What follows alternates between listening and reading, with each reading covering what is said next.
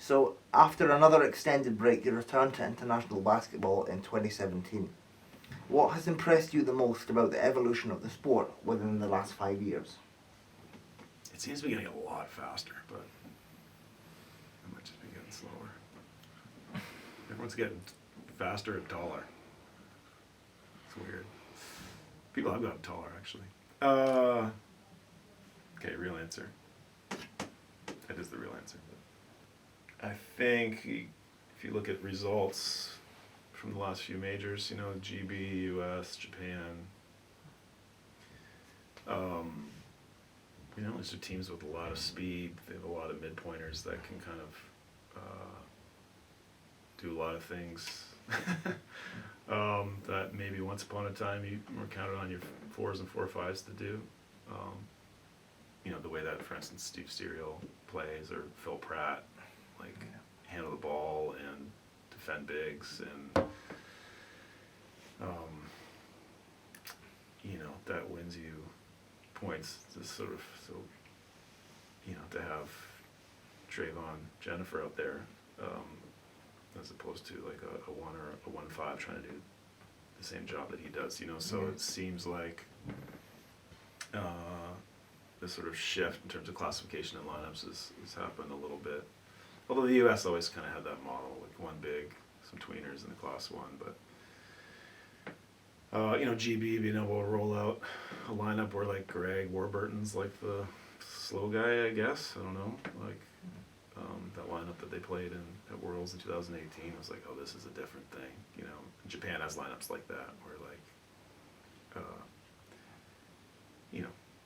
they have no 1s, no 1-5s in the court even. It's all 2s and up. And I played with some of the greatest class 1s in the history of the game. I know what they can do, but they can't do what Greg does. They can't do what Harry Brown does.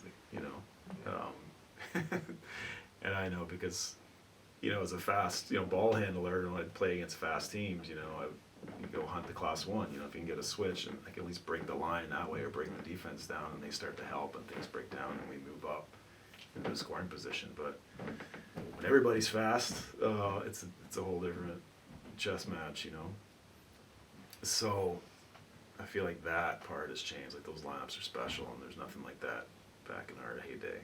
We didn't have any kind of lineup like that. Yeah. Where there was no, speed-wise anyway, no weak link,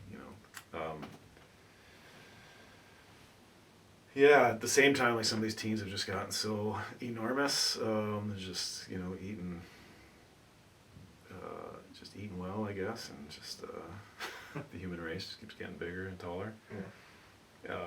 Turkey and Spain, and and teams have figured out, how to sort of maximize this 63 centimeter rule to really max out their height, with hard cushions or whatever. And so these teams that happen to have these big 2-5s and 3s can really kind of just overpower you with height, size. So that's an interesting wrinkle that wasn't really happening 10, 15 years ago.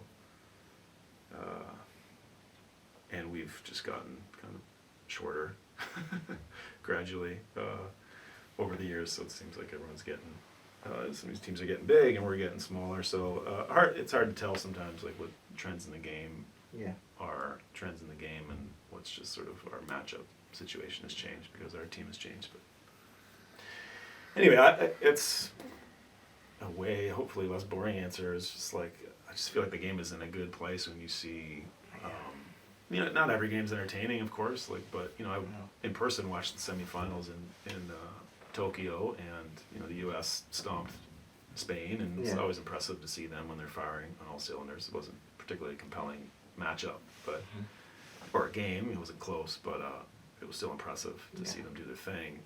Then the other semi, GB versus Japan, was just this is awesome. These teams were just flying up and down the court, hitting shots, executing, just really taking it to each other back and forth. In the final, unfortunately, I had to watch on my laptop in the village because of COVID craziness, but similar. It was just a great matchup, and Hero was just going off, and Chokai was doing crazy things, and then Steve just took over in the last few minutes. I was just for those moments, just a fan of the game. Yeah. Just this really, it was impressive, and Yeah.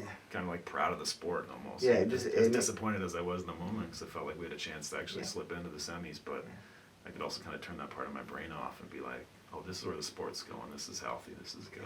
It makes you realize how much you love the sport. Yeah, absolutely. Yeah. And as a Great. fan as much as a player. But not every game's like that. Not every matchup's like that. And I realize those teams, are special. But I think that's just shows like what the sport can look like. And Yeah. as a spectator sport, particularly. Yeah.